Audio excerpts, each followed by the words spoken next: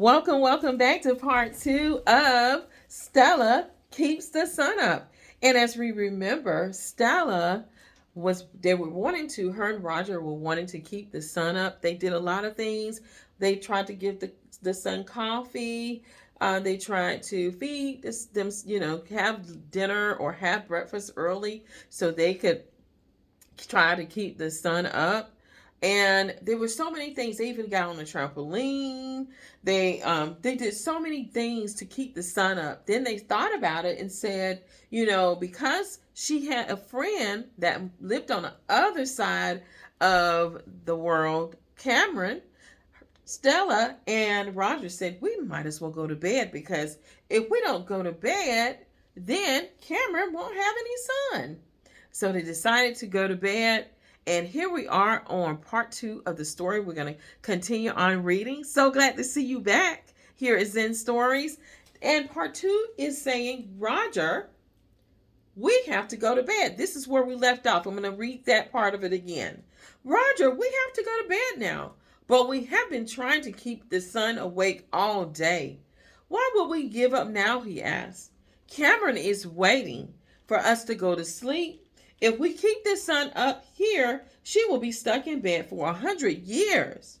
That will be terrible. We better let the sun go then, Roger said sadly. We take one last look at the sun. It has nearly set. Thanks for a fun day. I say, tell Cameron I said hi.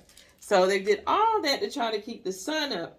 But now they're ready for the sun to go down, because she wants her friend to have sun too, right? Isn't that the amazing that we have a sun and a moon and stars, right? That's amazing, right? At bedtime, Mom and Dad read a story and tucked in Roger and me, and then it was time for sleep. So Mom and Dad is reading the story, just like I'm reading the story now. Are you tucked in bed, or is someone they're about to read you another story? Or is it story time for you? I hope it is. Somewhere that you enjoy this story, and always know that you can come back and watch these stories during bedtime or whenever you want. Now, let's continue on. Good night, Roger, I whisper. Good night, Stella. Sleep tight, Roger whispers back. Good night, son. See you in the morning, we whisper together. So they finally went to bed. Look at there. And they're going to get some sleep so that her friend Cameron can have sun too, right? And let's see what happens at the end of the story. Guess who this is? Do you remember part 1 in the picture? That's Cameron.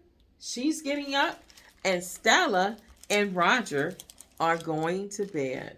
The end. And do you remember in the story what Stella's name meant? Stella means star. And she is a star. She's very bright and has a very good imagination, and has a great friend named what? Roger. See Roger in the story?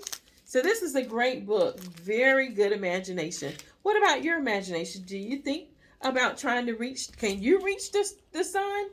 I know I can't. But I'm sure you can stretch and try to reach the sun. But the sun is great for us to have light, right? So that things can grow, so that we have a way to see where we're going. And then when it's time for us to go to bed, the sun goes down and it goes up for someone else, right? Very good story. Very good story to share with your friends and family. Pass this along. This is a great book that I got at our local library. Keep in mind, the local libraries are here.